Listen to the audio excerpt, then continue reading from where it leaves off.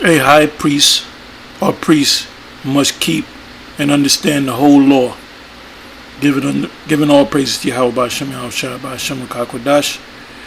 There's a new controversy with something that his title is Chief High Priest Eleazar. A call came in from ETT, and there was a good back and forth discussion, debate, whatever you want to call it, and Eleazar said, well, he said, I'm the high priest, I'm the chief high priest, you can't go against what I say. So the brother said, well, what about high priest Tahar? And he said, well, he's too old to be a high priest. And he was correct on that. Technically, he was correct on that. Because when you go to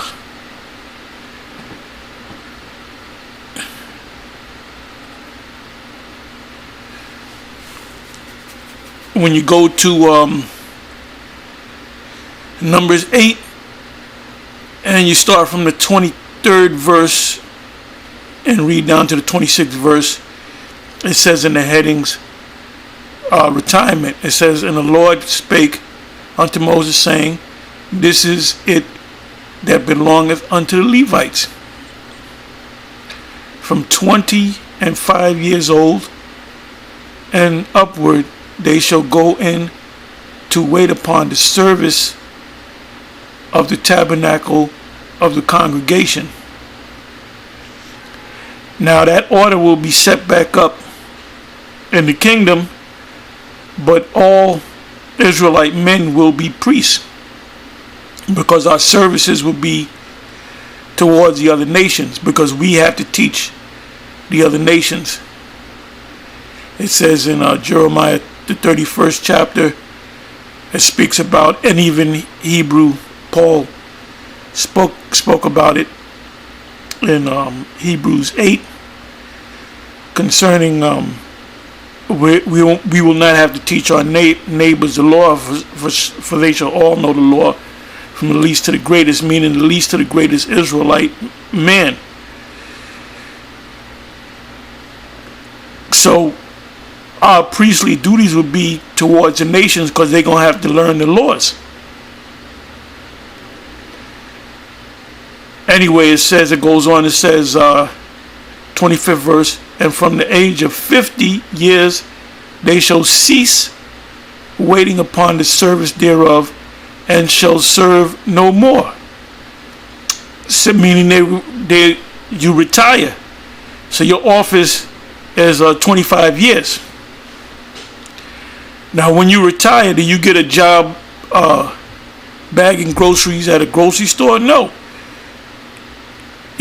Any retirement in the ESOS system, you get paid for your retirement.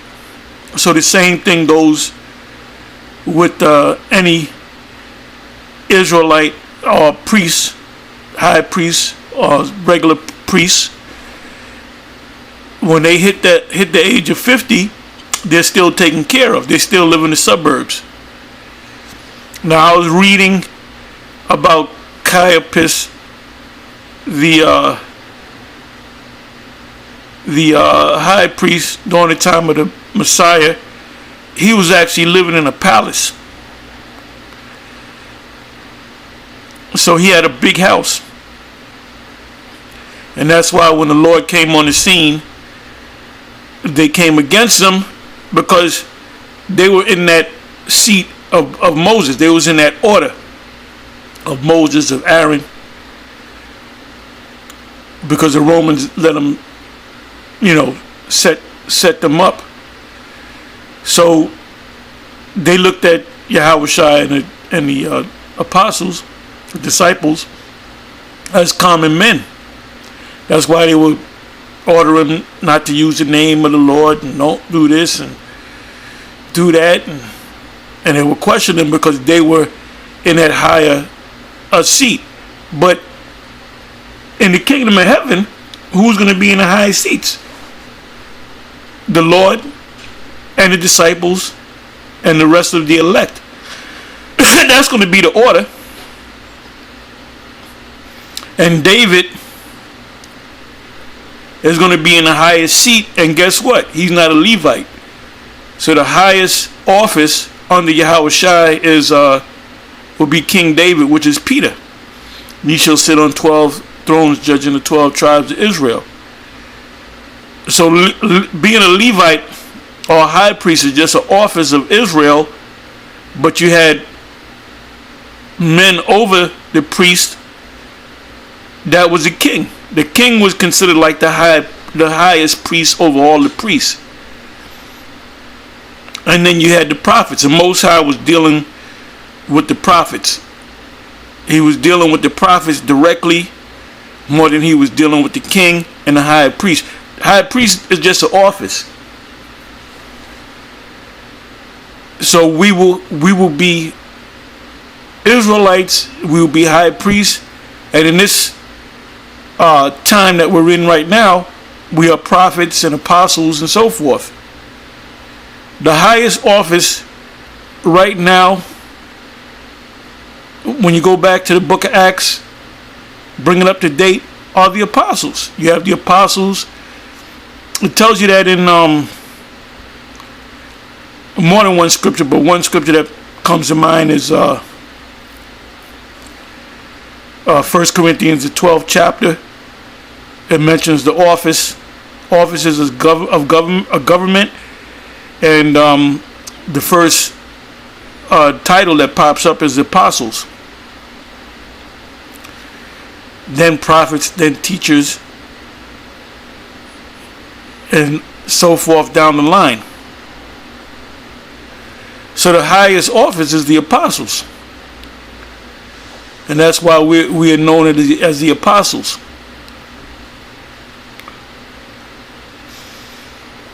So the highest office is not the high priest, although the priests have a high important office, especially in the coming kingdom. So when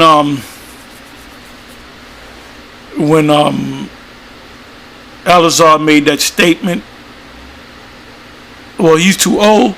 Well, technically he was right, but I'm not sitting on a priest. I'm not calling myself priest, even though back in the One West days, the highest rank was high priest. Then it was generals. Anyway, let me read on. It says,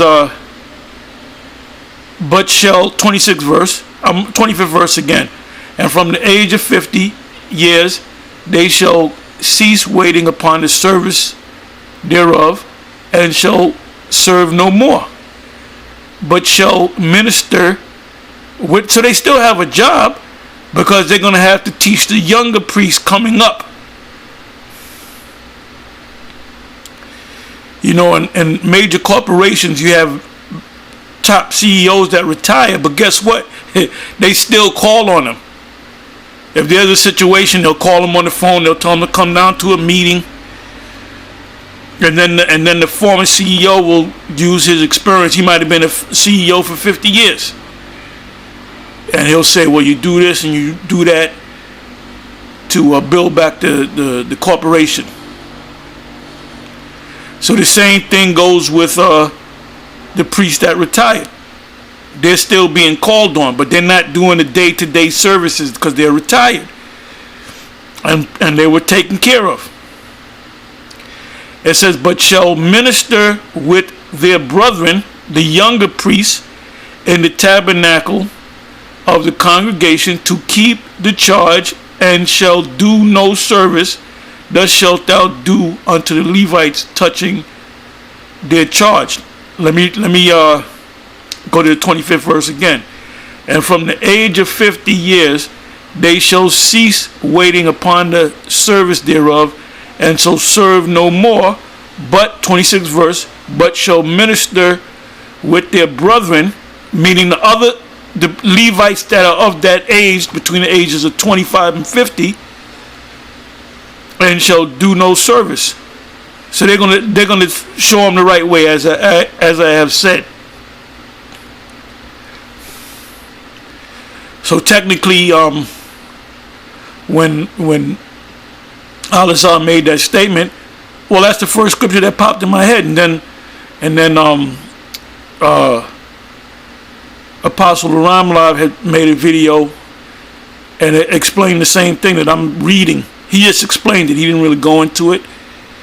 You know, everything's in the scriptures.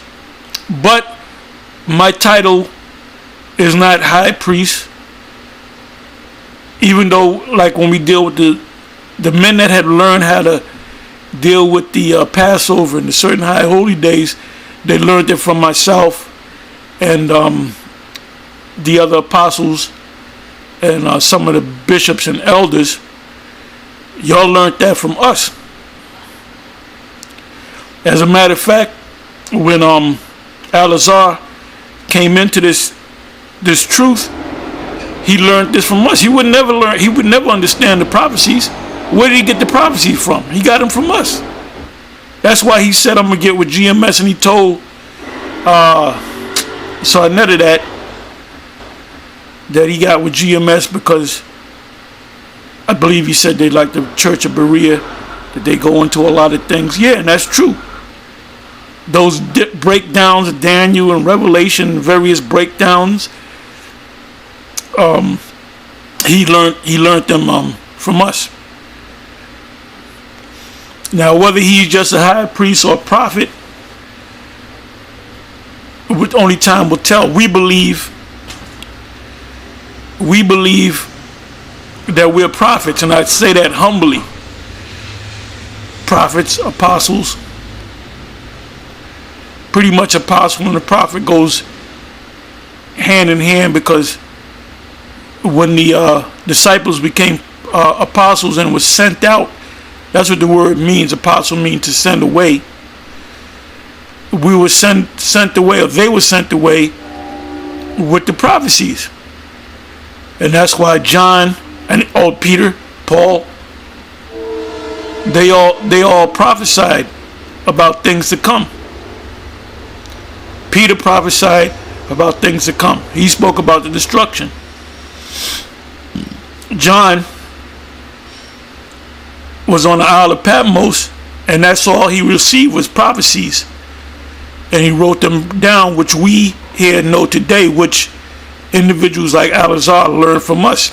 He would have never figured it out on his own. He had to come up under us. And he used to come on my page and ask me about certain breakdowns. Well, how do you break this down, and how do you break that down?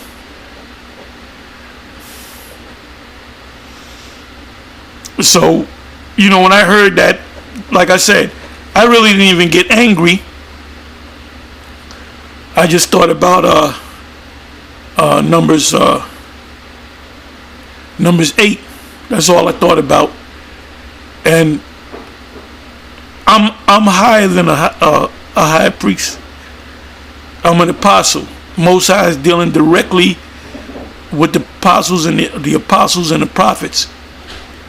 The Lord didn't necessarily deal with the king. He didn't even deal with King David directly. He dealt with Samuel, and he dealt with Nathan. The Lord went to Nathan, and Nathan went to King David and cut him with the scriptures. He even spoke about Solomon being a Messiah. That was given to Nathan to give to King David. Anyway, that's all I'm going to say.